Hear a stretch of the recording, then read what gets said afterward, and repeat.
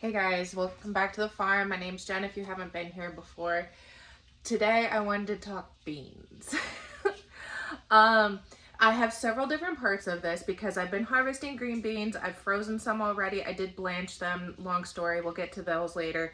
But for tonight, I think I'm gonna make tacos, but then I found a corn salad that looked really good and it needed black beans. I am out of canned black beans that I usually get from the store, but I have a whole jar of black with a little bit of random lima beans in here that I can can up. I have enough time that I think I can at least get them canned. They might be hot coming out of the canner, but we'll just see what we can do. I also have bacon in the oven for this recipe, and extra I can throw in the freezer, or I can make breakfast sandwiches or something like that. But first up, we are going to try canning black beans. I have never canned them before. I usually just, if I do it myself, I usually cook them and freeze them or just cook them and use them. I don't usually do the whole canning process. Once again, I'm referencing Rachel from that 1870s homestead. I really get a lot out of her videos. She's very good at explaining things and showing things and very simple about it. It's not crazy stuff. I tried to look in my ball book of canning and I don't see anything for dry beans. In my book, there might be something in another book. If you are one of the people that are going to say this is not safe canning practices, my disclaimer is that I'm doing this for me and my family. I trust that it's going to be okay. And if it's not, I'm pretty sure I'm going to open the jar and smell that it's not or something like that. So if I get it, you have your opinion, I have mine. So disclaimer over. The only thing you really have to do with these, from my understanding with Rachel, is that you put a half can per pint, top off with water. I believe it's a 1-inch headspace, and pressure can for 75 minutes. I can link her video below. Really appreciate her. I have my Nesco electric pressure canner here. I have a couple of videos already. I think a pressure can sweet corn. Something else I can't think of. But I've had a couple of videos about this. So here we go. I'm just gonna fill my jars. I do have some regular mouth and I have some wide mouth jars. I would probably end up preferring the wide mouth jars just for the ease of getting them out of the jar. But I have a couple regular mouth up here that I might as well just use up. And because I have storage of the rest of my jars in my basement. And whoa, let's close that for now. I'm debating on whether or not I'm going to bother pulling out the other beans in here. Like, I don't know if these are black beans gone rogue. They're kind of brown. Or if they're cross. I have some of these that I don't remember what those are. They're kind of like a speckly bean.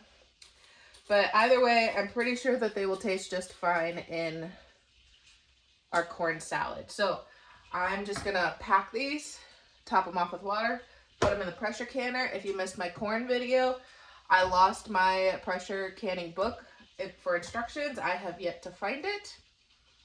So say a prayer for me and we'll get going.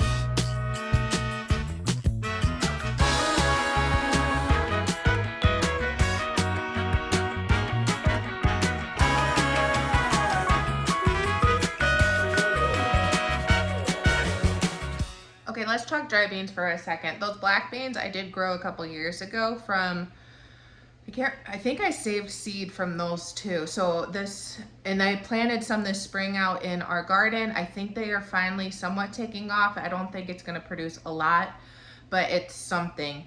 And black beans in the store are pretty cheap dry if you're wanting to save money that way. Otherwise, canned black beans aren't too expensive, maybe 50, 70 cents a can. I don't use them too terribly often, except for like a casserole. Once in a while I'll throw it into chili if I have extras. But dry beans themselves are fairly easy to grow and preserve because you just pick them, let them dry, or let them dry and then pick. These are actually some of our kidney beans that we planted this spring. And I noticed that a lot of them had dried pods. We have an incredible amount of humidity here, and I'm pretty sure that's why you see the dark spots on the pods. I think it's from the humidity, and it's probably a little bit of mold. But when you crack these open, the beans are generally fine. But I did start picking some of these like this, and you'll see this green one here. This might not turn out very well. But some of these I went ahead and picked because I didn't want them turning out totally like that. Once it gets to a certain point, it does affect the bean inside. Like this one I haven't opened yet to see what kind of condition it's in. But I can pick these and let them sit here and dry. Our house is a little less humid than the outside, but still humid. And then as the other pods dry on the plant, I can harvest them as we go. We'll see what happens with this one. What I found is that when I first harvest them, if they are like this, the beans seem quite large, but then as they dry, because it's extracting moisture, the beans do shrink a little bit themselves. And these are red kidney beans. Yeah, like that one probably isn't any good anymore. I'll have to look at it. I think it's rotting out in the center there. But they're so easy. Once you harvest them, dry them, let them completely dry so there's not really any moisture. I just put them in that jar like you saw and store them on the shelf. When I need some, I cook them. If I have the time and energy to cook them, or I just go to the store. But anyway, it's a cheap filler. I don't use them a ton, but it's really nice to have them when you need them. And since they are pretty easy to grow, I enjoy growing them. Let's talk green beans. I just said, let's talk green beans as if I were Southern. I was watching True Grit Appalachian Homestead, I think their channel is called. And so I've got that little bit of Southern in my head right now. I have a small patch of jade bush green beans, and I've grown green beans in the past. When I grow them, I tend to pick them probably more like this. They're fairly slender. I'm trying to make myself pick them more like this, where they're a little hardier. There's some more bean form inside, like bean seed. Because when you pick them so small, I don't have a good representation, maybe, well, not even like that. Anyway, when you pick them smaller, here we go, like this, compared to that, you're not getting as much bang for your buck. And honestly, I think it's more of a mental thing that I'm pulling them that early. It's not because I don't like the taste, because when I get the taste in store green beans, I'm absolutely fine with the thicker, heartier green beans. So I'm trying to make myself leave them on the vine until they're thicker, bigger, so that we get more harvest out of the plant and the bean itself. And I like them just in like maybe 1.5 inches or so, depending on the bean. Like this one, I might just pop in half. There we go. And I do split them apart, snap them, whatever, before I do the rest of my processing. At least I have this year. I take off the ends. I take off the stem end, and I also take off this little tail end. You could probably leave that, but mental thing again in my head. And I'm just snapping them into a container until I can preserve them however I need to preserve them. I have blanched and frozen about a gallon bag. And if you're not familiar with blanching, you put them in hot water for a few minutes, and then you put them into directly from the hot water to cold water, and it stops that enzymatic thing in the bean to keep it from ripening, even in the freezer. Apparently it can still like get ripe and woody in the freezer. And I will say, I used some of those blanched green beans for a tater tot casserole, and they were like, it was one of the best tater tot casseroles I've made in a long time. So I will make myself take the time to blanch and freeze. I did can some late last night. Sorry I didn't bring you along, but I was on a mission to get several things done, and that was one of them. I didn't have time to pull out the camera, so I am hoping that Ellie stays asleep for at least a little bit so I can get some things ready for supper. I think I'm gonna do a chicken pot pie, And I'm gonna snap my green beans from this morning. And I'm probably gonna just put them in the fridge until I decide how I wanna keep them longer term. I don't think I have enough for a whole canning round. I could be, no, I don't think so. I might have 1 quart here, but that's it. These tops and tails, you could definitely save them for your chickens or broth if you really wanted to, but I'm just gonna put them in the garbage for now, or compost. You can put them in compost because our chickens are still trying to figure out how to, you know, survive life, and they haven't quite picked up on the whole garden scrap thing. So we have kidney beans, which I need to update you on. We have green beans.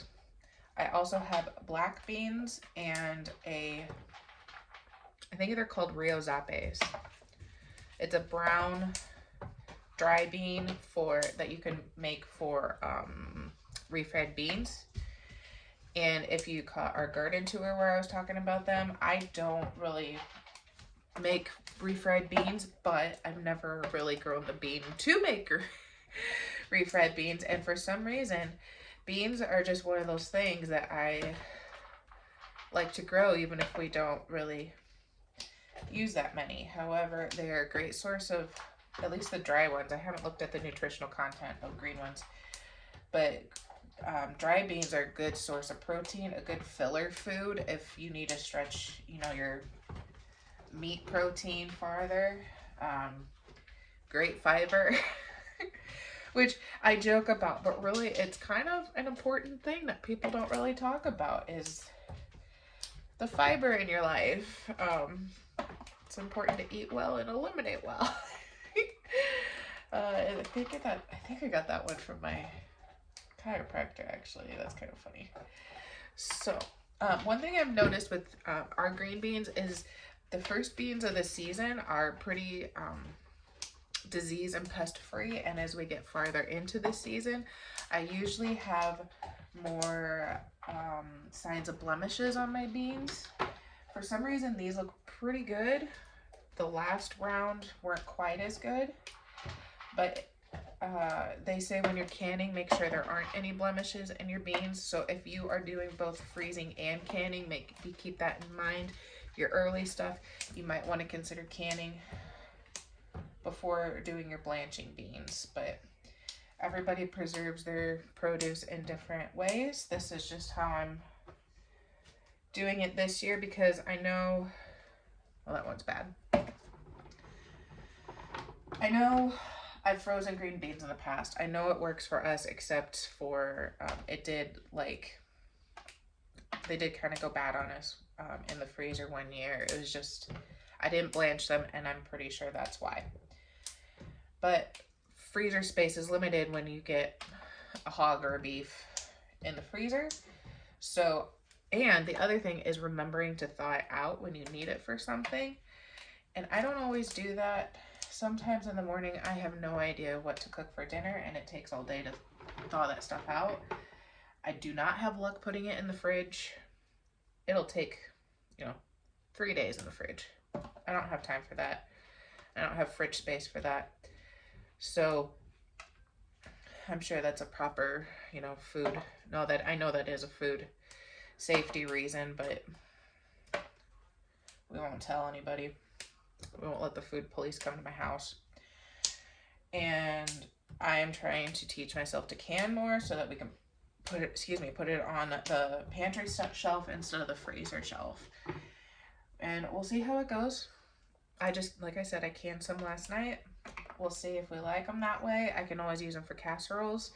I feel like I might be more inclined to pull the frozen green beans for like a stir fry or something, especially since my squash is frozen. But time will tell how we actually like it. So I'm almost done with these. On to the next thing. So here's my kidney bean update. So far, we probably have at least a pound, maybe a little more. I still have some from last year. Well, not even last year. It's probably 2 or 3 years ago. And I am planning to make chili soon. So I will use the old older ones first and then save these. I might not grow kidney beans for the next couple of years until we're low again, and then I can always grow them, or of course buy them at the store, but purpose of growing it so I don't have to go to the store, I don't have to pay for the store.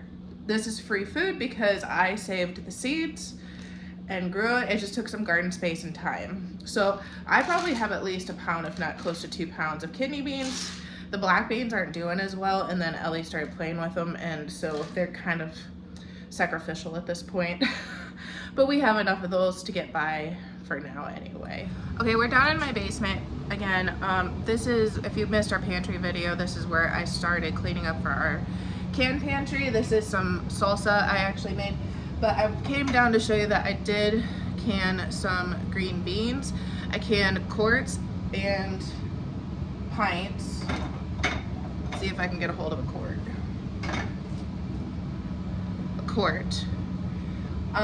And I tried to use wide mouth jars because my theory is that it's going to be easier to get the beans out of the jars in a wider mouth than the narrow mouth, and I have to fish them all out and whatnot, but we'll see. I haven't, you know, officially tried it yet. There's cobwebs. Sorry, technical error. But I am planning, we don't usually eat green beans as a side, so I figured the quarts I'll use for like green bean casserole or tater tot casserole. If you're not familiar with tater tot casserole, you can Google it, but it's super simple.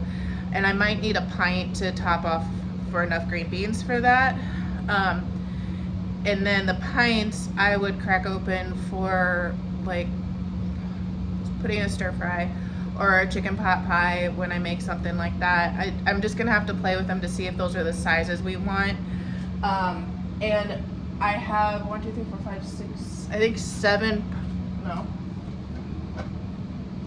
5 pints, or 5 pints and 3 quarts, just because that's how it worked out as I brought them in the house. I didn't have enough to run like a full canner all the time because I don't have a big enough patch where I can just pick 20 pounds at a time and can it all up. So I do have some green beans canned. I got, oh, those are black beans. Let's see what happened to the black beans. We did can those black beans. There's the corn. You know, I think that was in the video. So far, all my seals seem to be okay. Thank goodness. I should take some of this rhubarb sauce up because I really need to start trying that because I'm probably going to be addicted to it. Anyway, we're heading back outside. This is the state of our green bean plants. I needed to let them grow, and then I ran out of time. And then I thought, well, there's probably not much left anyway, so I was going to let them go to seed. But there's probably more there than I realized. So I need to do another round of picking of green beans and see where we're at. Maybe just blanch them, depending on if they're too far gone. Otherwise, my understanding is that beans do not cross-pollinate. They self-pollinate, not really self-pollinate but my kidney beans have run true, my black beans have run true. I haven't really saved, I don't think I've saved green bean seeds before, but I think I'm just gonna save seeds from here. That's free seed for next year, which means free food, which is always good. And I'll, like I said, I'll probably harvest them, see how much we have, if it's worth running another round of canned beans or blanching them, because I don't think I have quite as much as I would need for a year. But I'll turn you around and show you the status of the other types of beans that we have. These are what's left of the kidney beans. I've harvested them several times, so as the plants are done, I pull the plants, and like while I'm in here, I'll pull a weed or something. These are the black beans, and they didn't grow well to begin with. They're doing okay. Once again, I need to come in here and pick them, but I think my focus today is going to be on something else and not dry beans right now. And then this sea of green, along with some zinnias, are Rio zape beans. and they were supposed to be a bush variety of bean, but as you can see, they're vining. They have nice pretty flowers, but I'm not sure if I have seen any pods yet, which is kind of frustrating because, oh, I do. Here we go, there's a pod.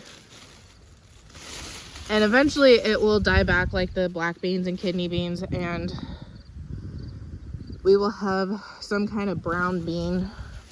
When I got these from Emma Gardner, and when I was looking on the site, it said it was a rare variety of bean, and the real beans that you use for refried beans, I believe, is pinto beans, but they were out of stock. So when I did a search for refried beans, these real zapes came up. They said they were, you know, a less common one, I guess. Rare. I don't know if I'd consider it rare. And I thought they were a bush variety, but as you can see, they're kind of vining, which is a little bit frustrating because I don't really like vining plants like that.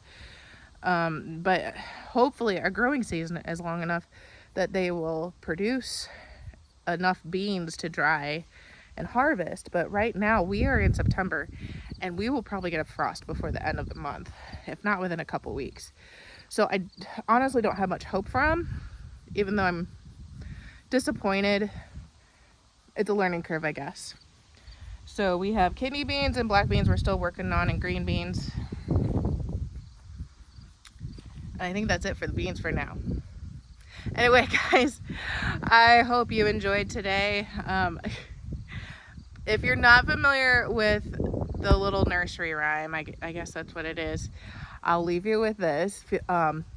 Please subscribe, like, share, all that jazz. But beans, beans, the incredible fruit. The more you eat, the more you toot. The more you toot, the better you feel. Let's have beans at every meal. Anyway, guys, we'll catch you later. Bye.